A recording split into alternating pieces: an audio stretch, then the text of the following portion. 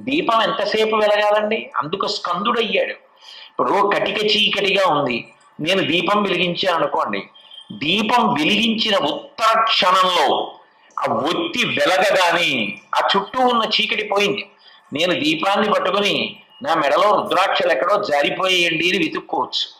ఏమంటే దీపాన్ని పట్టుకుని నా పుస్తకం ఎక్కడో పెట్టానని వెతుక్కోవచ్చు. నేను దీపాన్ని పెట్టుకుని ఒక పుస్తకాన్ని చదువుకోవచ్చు. దీపాన్ని పట్టుకుని చీకటి వెతకగలనా? దీపం ఉండగా చీకటి ఎలా ఉంటుంది? దీపాన్ని పట్టుకుని చీకటి వెతకలేరు. దీపం పట్టుకోగానే చీకటి తొలగిపోయింది. సుబ్రహ్మణ్యానుగ్రహం కలగగానే ఆయన స్కందుడు అని అందుకు పిలువబడ్డాడు. దూకిన వాడు ఎట్లా వస్తాడో, మాండూక్యోపనిషత్తు అంటారే కప్ప దూకినట్టు, అట్లా ఆయన అనుగ్రహం కలిగిన వాడికి ఉత్తర క్షణం ఆలస్యం లేకుండా శ్రేయస్సు యందు బుద్ధి కలుగుతోంది.